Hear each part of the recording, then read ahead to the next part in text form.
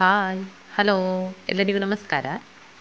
ಇವತ್ತು ಹಲಸಿನಕಾಯಿಯ ಸೀಸನ್ನಲ್ಲಿ ಎಲ್ಲ ಮನೆಗಳಲ್ಲೂ ಮಾಡುವಂತಹ ತುಂಬ ರುಚಿಕರವಾದ ಹಲಸಿನಕಾಯಿಯ ದೋಸೆಯನ್ನು ಹೇಗೆ ಮಾಡುವುದು ಅಂತ ನೋಡುವ. ಹಲಸಿನಕಾಯಿ ದೋಸೆ ಜೊತೆ ಒಂದು ಗರಮ್ಮಾದ ಚಟ್ನಿಯನ್ನು ಕೂಡ ಹೇಗೆ ಮಾಡುವುದು ಅಂತ ನೋಡುವ. ಬೆಳೆದ ಹಲಸಿನಕಾಯಿಯನ್ನು ಕಟ್ ಮಾಡಿಕೊಳ್ತಾ ಇದ್ದೇನೆ. ಕಟ್ ಮಾಡಿದಂತಹ ಹಲಸಿನಕಾಯಿಯಿಂದ ಸೊಳೆಯನ್ನೆಲ್ಲ ಬೇರ್ಪಡಿಸಿಕೊಳ್ಬೇಕು. ಸ್ವಲ್ಪ ಅರಸಿನ ಇರುವ ಸೊಳೆ ಆದರೆ ದೋಸೆ ಕೂಡ ತುಂಬ ಚೆನ್ನಾಗಿ ಕಲರ್ ಬರ್ತದೆ. ಈ ಹಲಸಿನಕಾಯಿಯ ದೋಸೆ ತುಂಬಾ ಕಲರ್ಫುಲ್ ಆಗಿರ್ತದೆ. ಹಲಸಿನ ಬೀಜವನ್ನೆಲ್ಲ ಬೇರ್ಪಡಿಸಿ ಚೆನ್ನಾಗಿ ಕ್ಲೀನ್ ಮಾಡಿ ಇಟ್ಟುಕೊಂಡಿದ್ದೇನೆ. ಈ ಸೊಳೆಗಳನ್ನು ಈಗ ಸ್ವಲ್ಪ ಚಿಕ್ಕಕ್ಕೆ ಉದ್ದುದ್ದಕ್ಕೆ ಕಟ್ ಮಾಡಿಕೊಳ್ತಾ ಇದ್ದೇನೆ. ಸಾಧಾರಣ ಸೈಜು ಅಥವಾ ಸ್ವಲ್ಪ ಚಿಕ್ಕ ಸೈಜಿನ ಒಂದು ಅರ್ಧ ಹಲಸಿನಕಾಯಿಯ ಸೊಳೆ ಇದೆ ಇದರಲ್ಲಿ. ಇಷ್ಟು ಮಾಡಿ ರಾತ್ರಿಯೇ ಫ್ರಿಜ್ಜಿನಲ್ಲಿ ಇಟ್ಟುಕೊಂಡ್ರೆ ಬೆಳಗ್ಗೆ ಸುಲಭವಾಗಿ ದೋಸೆ ಮಾಡಿಕೊಳ್ಬೋದು. ರಾತ್ರಿಯೇ ನೋಡಿ ಇಷ್ಟು ದೊಡ್ಡ ಗ್ಲಾಸು ಅಂದರೆ ಒಂದು ಕುಡಿತೆ ಕೂಡ ಅಕ್ಕಿ ಆಗಲಿಕ್ಕಿಲ್ಲ, ಅಷ್ಟು ಸ್ವಲ್ಪ ಅಕ್ಕಿಯನ್ನು ನೀರಿನಲ್ಲಿ ನೆನೆ ಹಾಕಿ ಇಟ್ಟುಕೊಂಡಿದ್ದೇನೆ. ಗ್ರೈಂಡರನ್ನು ಆನ್ ಮಾಡಿ ಅದಕ್ಕೆ ತೊಳೆದಂತಹ ಅಕ್ಕಿಯನ್ನು ಸ್ವಲ್ಪ ಹಾಕಿಕೊಳ್ಳೋದು, ಹಾಗೆ ಸ್ವಲ್ಪ ಸೊಳೆಯನ್ನು ಹಾಕಿಕೊಳ್ಳೋದು. ಗ್ರೈಂಡರನ್ನು ಆನ್ ಮಾಡಿದ ಮತ್ತೆ ಹಾಕಿಕೊಳ್ಬೇಕು. ಹೀಗೆ ಸ್ವಲ್ಪ ಸ್ವಲ್ಪವೇ ಹಾಕಿಕೊಳ್ಬೇಕು, ಆಗ ಗ್ರೈಂಡರ್ ಜಾಮ್ ಆಗೋದಿಲ್ಲ, ಚೆನ್ನಾಗಿ ನೈಸ್ ಆಗ್ತದೆ.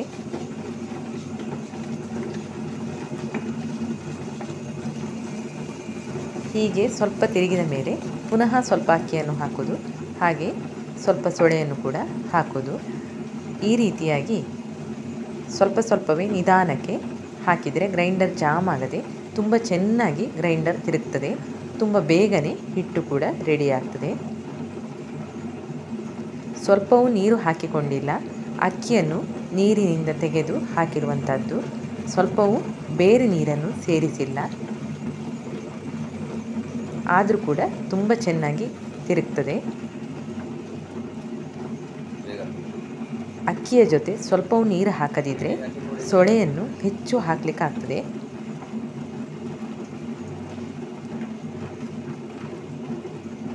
ಸೊಳೆ ಜಾಸ್ತಿ ಆದಷ್ಟು ದೋಸೆಯ ರುಚಿ ಹೆಚ್ಚು, ಅಕ್ಕಿ ಜಾಸ್ತಿ ಆದರೆ ದೋಸೆ ಗಟ್ಟಿ ಆಗ್ತದೆ. ಅರೆಯುವಾಗ ನೀರು ಸೇರಿಸಿದರೆ ಹೆಚ್ಚು ಸೊಳೆಯನ್ನು ಹಾಕಲಿಕ್ಕೆ ಸಾಧ್ಯ ಆಗಲಿಕ್ಕಿಲ್ಲ. ನೀರು ಸೇರಿಸಿದರೆ ಕಡಿಮೆ ಸೊಳೆಯನ್ನು ಹಾಕಿಕೊಳ್ಬೇಕು. ಹೆಚ್ಚು ಸೊಳೆ ಹಾಕಿದರೆ ದೋಸೆ ಚೆನ್ನಾಗಿ ಎದ್ದು ಬರಲಿಕ್ಕಿಲ್ಲ. ನೋಡಿ, ನಾನು ಸ್ವಲ್ಪವೂ ನೀರು ಸೇರಿಸಿಲ್ಲ. ನೋಡಿ, ಹಾಕಿ ಸ್ವಲ್ಪ ಹೊತ್ತಲ್ಲೇ ನೋಡಿ ಈ ಥರ ಹುಡಿ ಹುಡಿಯಾಗಿದೆ ಸೊಳೆ. ಇನ್ನು ನೈಸ್ ಆಗಬೇಕಿದು. ನೀರು ಹಾಕದೆ ಹಾಗೆ ರುಬ್ಬಿಕೊಳ್ತಾ ಇದ್ದೇನೆ. ಈಗ ಪುದೀನ ಹಾಗೂ ಹಸಿಮೆಣಸನ್ನು ಫ್ರೈ ಮಾಡಿಟ್ಟು ಅದನ್ನು ಮಿಕ್ಸಿ ಜಾರಿಗೆ ಹಾಕಿದ್ದೇನೆ. ಜೊತೆಗೆ ಒಂದು ತುಂಡು ಶುಂಠಿ, ಸ್ವಲ್ಪ ತೆಂಗಿನ ತುರಿ, ಚಿಕ್ಕ ತುಂಡು ಹುಳಿ, ಉಪ್ಪು, ಸ್ವಲ್ಪ ನೀರನ್ನು ಸೇರಿಸಿ ನೈಸಾಗಿ ರುಬ್ಬಿಕೊಂಡು ಚಟ್ನಿಯನ್ನು ಕೂಡ ರೆಡಿ ಮಾಡಿ ಇಟ್ಕೊಂಡಿದ್ದೇನೆ. ಕೆಲವರಿಗೆ ಹಲಸಿನಕಾಯಿ ತಿಂದರೆ ಗ್ಯಾಸಿನ ಸಮಸ್ಯೆ ಆಗೋದಿದ್ದರೆ ಇಂಥ ಚಟ್ನಿಯನ್ನು ಉಪಯೋಗಿಸಿಕೊಂಡ್ರೆ ಯಾವ ತೊಂದರೆಯೂ ಆಗೋದಿಲ್ಲ. ನೋಡಿ, ಇದೀಗ ನೈಸ್ ಆಗ್ತಾ ಬಂತು. ಇದಕ್ಕೆ ರುಚಿಗೆ ಬೇಕಾದಷ್ಟು ಉಪ್ಪನ್ನು ಹಾಕಿಕೊಳ್ತಾ ಇದ್ದೇನೆ. ಈಗ ಹಿಟ್ಟನ್ನು ತೆಗೆದುಕೊಳ್ತಾ ಇದ್ದೇನೆ. ತುಂಬ ನೈಸಾದ ಬೆಣ್ಣೆಯಂಥ ಹಿಟ್ಟು ರೆಡಿಯಾಗಿದೆ.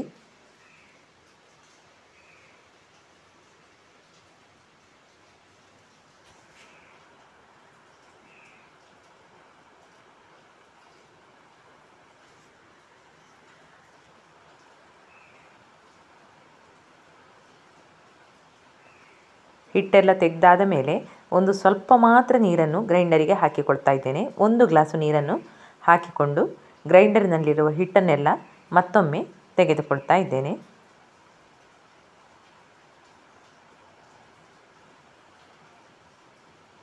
ಇದನ್ನು ಕೂಡ ಈ ಹಿಟ್ಟಿನ ಪಾತ್ರೆಗೆ ಸೇರಿಸಿಕೊಳ್ತಾ ಇದ್ದೇನೆ.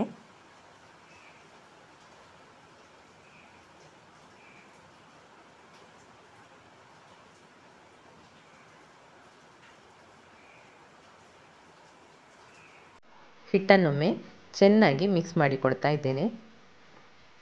ನೋಡಿ, ಹಿಟ್ಟು ತುಂಬ ಗಟ್ಟಿಯಾಗಿಯೇ ಇದೆ, ತುಂಬ ಏನೂ ನೀರಾಗಿಲ್ಲ.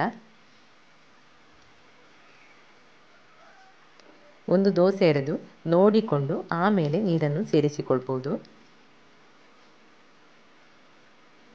ಮೊದಲೇ ತುಂಬ ನೀರು ಮಾಡುವುದು ಬೇಡ.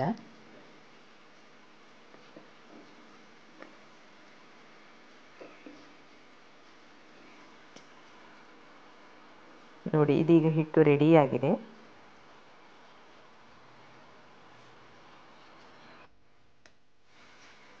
ಕಾವಲಿಗೆಗೆ ಎಣ್ಣೆಯನ್ನು ಹಚ್ಚಿಕೊಡ್ತಾ ಇದ್ದೇನೆ. ನೋಡಿ, ದೋಸೆಯನ್ನು ಹಾಕ್ತಾ ಇದ್ದೇನೆ.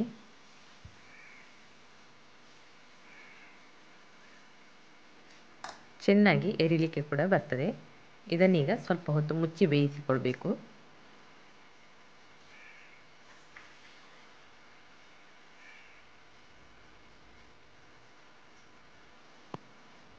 ನೋಡಿ, ಕಲರ್ ಕೂಡ ಹೇಗಿದೆ ಅಂತ. ಚೆನ್ನಾಗಿ ತುಂಬ ಬೇಗನೆ ಎದ್ದು ಕೂಡ ಬರ್ತದೆ. ದೋಸೆ ತುಂಬ ಮೆತ್ತಗಾಗಿಯೇ ಬಂದಿದೆ.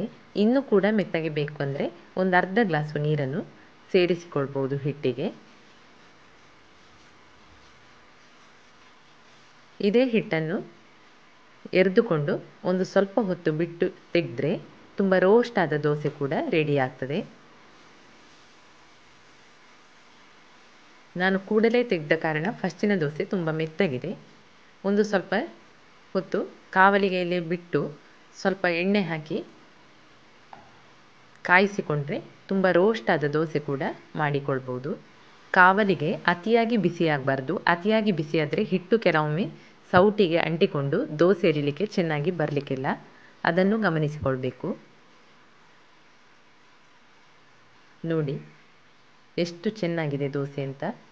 ಇದಕ್ಕೆ ಒಂದು ಸ್ವಲ್ಪ ತೆಂಗಿನ ಎಣ್ಣೆಯನ್ನು ಹಾಕಿ ತಿಂದರೆ ತುಂಬಾ ರುಚಿಯಾಗಿರ್ತದೆ.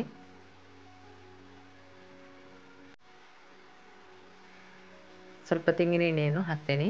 ತೆಂಗಿನ ಎಣ್ಣೆ, ತುಪ್ಪ ಯಾವುದನ್ನು ಬೇಕಾದರೂ ಹಾಕಿಕೊಳ್ಬೋದು.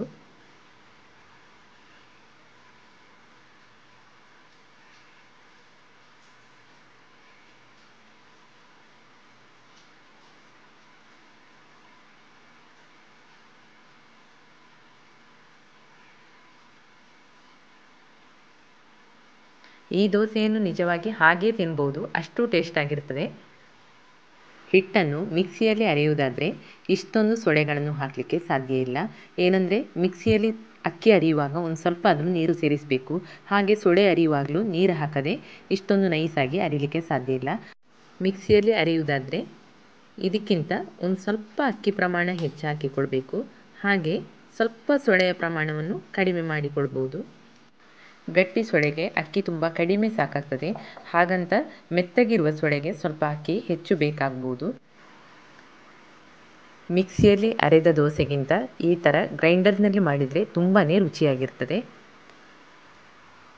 ಗರಂ ಆದ ಪುದೀನ, ಶುಂಠಿ, ಖಾರ ಖಾರ ಚಟ್ನಿ ಜೊತೆ ಸಿಹಿಯಾದ ತುಂಬ ಶುದ್ಧವಾದ ಜೇನುತುಪ್ಪ ಕೂಡ ಇದೆ. ನೋಡಿ, ಕಲರ್ಫುಲ್ಲಾದ ಈ ದೋಸೆ ನಿಮಗೂ ಇಷ್ಟ ಆಯಿತು ತಾನೇ? ನೀವು ಟ್ರೈ ಮಾಡಿ ನೋಡಿ. ಲೈಕ್ ಮಾಡಿ, ಶೇರ್ ಮಾಡಿ, ಸಬ್ಸ್ಕ್ರೈಬ್ ಮಾಡಲು ಮರೆಯದಿರಿ. ನೋಟಿಫಿಕೇಷನಿಗಾಗಿ ಬೆಲ್ ಐಕನ್ ಪ್ರೆಸ್ ಮಾಡಿ. Thank you.